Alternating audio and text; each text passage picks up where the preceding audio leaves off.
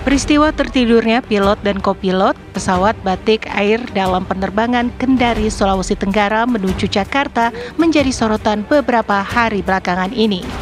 Peristiwa ini menjadi catatan kelam di industri penerbangan Indonesia. Meski tak menyebabkan kecelakaan, namun peristiwa tertidurnya pilot dan kopilot ini menjadi peristiwa yang harus dianggap sebagai peringatan keras dan ditangani dengan penuh kehati-hatian. Komite Nasional Keselamatan Transportasi telah melakukan investigasi mendalam atas peristiwa tertidurnya pilot dan kopilot selama 28 menit ini. Keduanya pun telah dinonaktifkan untuk sementara. Peristiwa yang terjadi pada 25 Januari 2024 ini sempat membuat pesawat yang dikemudikan keluar dari jalur seharusnya. Salah seorang pilot mengaku kelelahan dan kurang istirahat. Lantas, benarkah beban kerja membuat pilot dan kopilot ini kelelahan hingga jatuh tertidur? Apakah pemeriksaan kesehatan sebelum awak pesawat bertugas bisa mencegah peristiwa ini terulang? Perlukah maskapai yang memperkerjakan pilot dan kopilot ini dijatuhi sanksi? Tim TV One mengabarkan. Saya nggak kebayang pemirsa, sebagai penumpang pesawat terbang dengan informasi berita pilot yang tidur saat menerbangkan pesawat sudah pasti khawatir pemirsa. Saat ini sudah ada teguran yang dilakukan oleh pihak maskapai, tapi apakah cukup pemirsa dan apakah membuat masyarakat jadi percaya bahwa ketika pesawat diterbangkan, semua pilot itu benar-benar awas pemirsa untuk tidak tidur pemirsa. Itu akan saya bahas di Apa Kabar Indonesia malam hari ini. Di studio saya sudah ada dua narasumber saya di sini, Dr. Denardi sebagai psikiater di sini dan juga telah melakukan asesmen ya untuk pesawat pilot TNI penerbangan, kedokteran penerbangan. Dan juga di sini ada Pak Trubus Radiansyah. Selamat malam Pak Trubus. Malam. Saya juga telah tersambung dengan pengamat penerbangan kita, Pak Alvin Lee. Selamat malam Pak Alvin Lee. Selamat malam. Ya, Pak, boleh dong, mungkin saya ingin ke Pak Alvin Lee terlebih dahulu. Bagaimana nih Pak, pendapat Bapak? Insidennya sudah beberapa waktu yang lalu terjadi, tapi gaungnya ini belum surut, masyarakat tetap khawatir. Apakah ini wajar atau jangan-jangan ini sudah biasa lah pilot-pilot tertidur, jadi bukan rahasia umum seperti apa? Ya, yang pasti ini bukan kejadian biasa. Walaupun di Indonesia ini kelihatannya baru pertama kali ya, di negara-negara lain juga sudah pernah terjadi. Nah, di negara-negara lain, dari pengalaman negara-negara lain itu memang sudah ada praktek oleh maskapai-maskapai penerbangan di mana ketika pilot itu sudah tidak mampu menahan kantuknya, dia sudah terlalu mengantuk, itu bisa minta pada pilot yang satunya ya, baik itu kapten maupun FO first officer, untuk diizinkan tidur. Nah, ketika salah satu pilot ini sedang tidak aktif, yaitu tidak bisa menjalankan tugasnya sebagai pilot karena tidur atau karena ke toilet atau mungkin ke galley untuk ngopi dulu, mau jalan-jalan di kabin.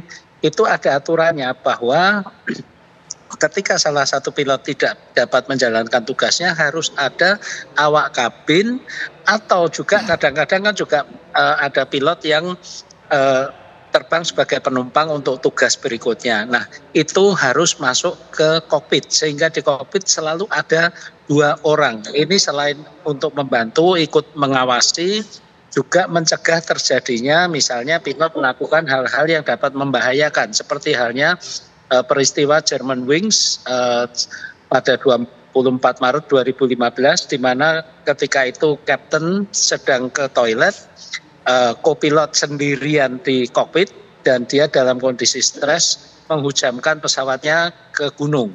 Nah, untuk mencegah hal-hal seperti itu maka di kokpit itu harus ada 1 orang menggantikan pilot yang sedang tidak dapat menjalankan tugasnya. Sayangnya di pesawat Batik penerbangan 6723 itu tidak dilakukan.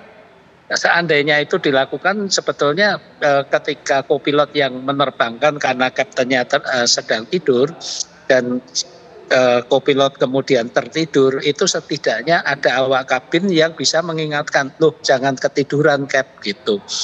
Demikian Mbak. Oke, baik, mungkin sekarang saya ke Dr. Denardi. manusiawi kalau kita mengantuk. Kantuk itu sesuatu yang tidak bisa kita tahankan, dokter. Tapi untuk profesi-profesi tertentu, ini sebenarnya kamu bisa tahan. Ini soalnya nyawa orang yang kemudian menjadi taruhannya. Bagaimana, dokter? Betul. Jadi, saya sampaikan dulu bahwa saya ini sudah mungkin sekitar 11 tahun ini diminta untuk membantu di klinik Lakespra. Lakespra itu kedokteran penerbangan dan antariksa, di mana memang pekerjaannya selain memonitor kesehatan penerbang TNI AU atau juga TNI yang lain, juga penerbang-penerbang komersial. Jadi saya tahu persis bagaimana bahwa kondisi kesehatan para pilot itu sebenarnya terjaga. Jadi setiap 6 bulan sekali itu ada suatu medical examination di mana pilot itu dinilai bahwa kondisinya oke. Kemudian ketika bertugas 1 jam sebelum terbang itu ada suatu briefing yang dipimpin oleh kapten, di mana kapten itu menanyakan kepada kopilotnya, kepada pramugarinya, atau juga mungkin tim yang lain bahwa apakah kondisi kalian ini dalam kondisi sehat, kondisi yang baik, kondisi yang fit untuk terbang. Sebenarnya kalau di situ katakanlah misalnya pada saat itu kopilot mengatakan saya tidak fit, itu boleh untuk menunda atau cancel dulu karena ada tim, ada kopilot yang lain yang sebenarnya standby untuk bisa menggantikan.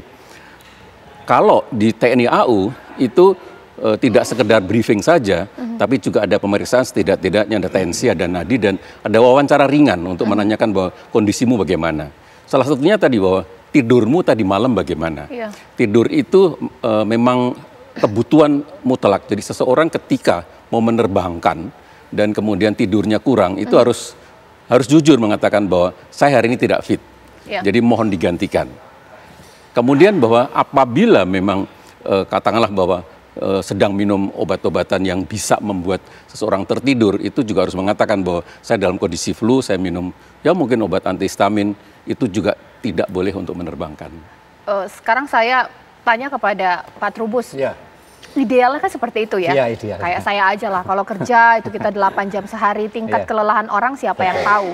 Apalagi kita tidak tahu ya, ritme pekerjaan pilot-pilot Indonesia dengan begitu banyak penerbangan, bisa jadi mereka memang sudah kelelahan, tapi tidak disalahkan maskapainya. Sebenarnya bagaimana menduduk permasalahan ini? Salah pilotnya, maskapainya, atau regulasi kita, atau bagaimana? Iya, kalau saya melihat ada satu regulasinya sendiri ya. Jadi kebijakan regulasinya kan sampai hari ini tidak ada aturan yang jelas mengenai kalau pilot itu fatigue gitu, artinya kelelahan itu kan belum ada tuh, harus seperti apa. Yang ada mekanisme prosedur yang dilalui dalam konteks tadi dijelaskan Pak Dokter tadi. Tetapi kan ini publik tidak pernah tahu mekanisme seperti apa. Yang kedua, memang itu juga pilotnya juga, artinya kan ketika pilotnya harusnya bertanggung jawab mengenai nyawa ini penumpang, tapi juga pesawatnya sendiri, kondisi pesawat, maka harusnya dia juga ada ritme di mana kemudian mekanisme dia bergantian sama temennya kan, karena kopilotnya itu. Jadi ada komunikasi yang baik. Saya melihat ini tidak ada komunikasi yang baik, yang ada begitu digantikan ya